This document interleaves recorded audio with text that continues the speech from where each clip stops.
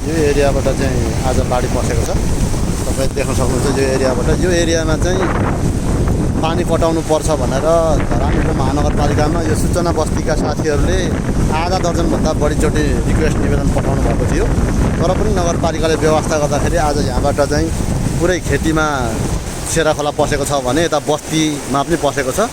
योभन्दा तल चाहिँ पहिला तटबन्धन बाँधिएको थियो। त्यो तटबन्धन भएको एरियालाई चाहिँ यो एरियामा तुरुन्त काम गर्नुपर्छ भन्दा अलि व्यवस्था भएको कारणले गर्दाखेरि आज क्षति भएको छ भने अहिले पनि पानी पर्ने क्रम जारी छ। यो एरियामा जोखिम न्यूनीकरण गर्ने काम चाहिँ कम भइरहेको अवस्था छ।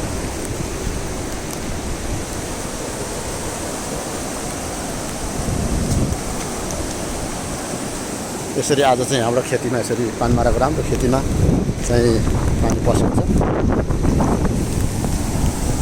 यहाँनिरबाट पानी खोल्नु पर्नेमा यी नभइसकेपछि यहाँ पहिला लगाएको तटबन्धन पनि क्षति भएको स्थिति छ। यो चाहिँ यहाँको मिसगिटी ननिकालेको कारणले गर्दाखेरि यसरी यो पहिला लगाएको तटबन्धनभन्दा माथि मिसगिटी आएर यो चाहिँ खोला चाहिँ उता चाहिँ बस्तीमा प्रवेश गरेको, खेतीमा प्रवेश गरेको हो।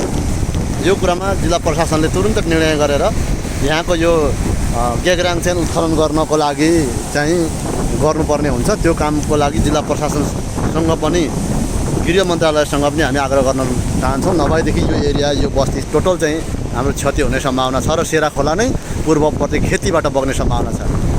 तपाईँहरू आफै देख्न सक्नुहुन्छ। यसरी पहिला लगाएको चाहिँ तटबन्धन तारजाली चाहिँ यसरी पुरै गेगराङले भरिएर यसरी माथि आइसकेको छ र यता खोला प्रवेश गरेको छ। तपाईँले देख्नुहुन्छ यो तारजालीमा पुरेर यसरी आएको छ।